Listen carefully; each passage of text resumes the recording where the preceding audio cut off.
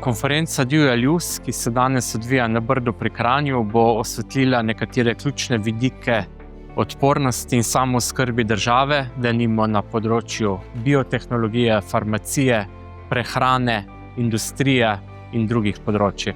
Tukaj je predsednik vlade in širok ministrski zbor, prihajajo iz drugih državnih institucij, iz finančnih institucij in iz gospodarstva, tako iz obrambnih podjetij, industrijskih podjetij, kot podjetij kritične infrastrukture. Trenutno delamo na pripravi razpisa in na pripravi metodologije. Razpis bo imel svoje vhodne parametre, ki bojo točno opredelili, se pravi, na katere področja ciljamo. Ko bomo imeli kompleten ta framework razpisa že znan, bomo pa razpis potem v kratkem objavili. Mi smo že pred leti ocenili, kaj nas čaka za implementacijo množičnih razpršenih proizvodnih virov. V tem primeru smo zastavili svojo strategijo investicijskega vlaganja. Tisto, kar si ves čas prizadevam, je to, da bi LS kot sistem, kot kombinirani operater, pridobil tudi možnost upravljanja s temi razpršenimi viri. Ne glede na razvoj umetne inteligence in drugih tehničnih sistemov, ostaja domač slovenski človeški faktor še vedno izjemno pomemben za varnost in kibernetsko odpornost.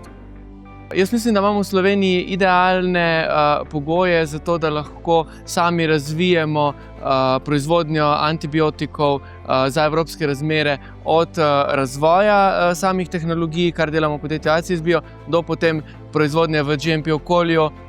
Pripravljamo posebne produkte skupaj z Ministrstvom za obrambo, tako en posojilni sklad finančnega inženiringa za prispevkom države, ki krije prvo izgubo, v višini 80 milijonov evrov.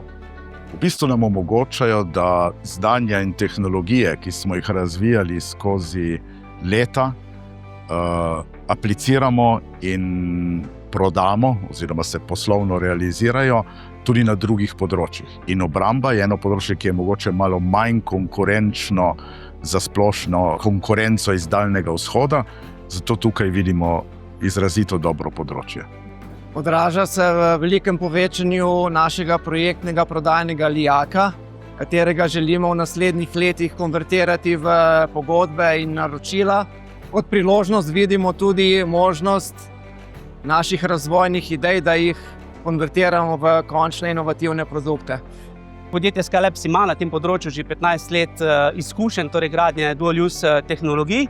In tisto, kar mi vidimo v prihodnje, je predvsem, ker smo 100% naravnano izvozno podjetje, je dejansko mednarodno druženje v mednarodnih evropskih konzorcijih, kjer bomo seveda lahko to naše znanje, kritično maso znanja, ki smo ga v preteklosti ustvarili, tudi naprej uspešno tržili z ciljem, torej, da je ta doprinos, naš doprinos kot slovenskega podjetja čim večji, in s tem bomo pa seveda posredno krepili samo odpornost in glede na to tudi potem, če tako razmišljamo, tudi širšo evropsko varnost.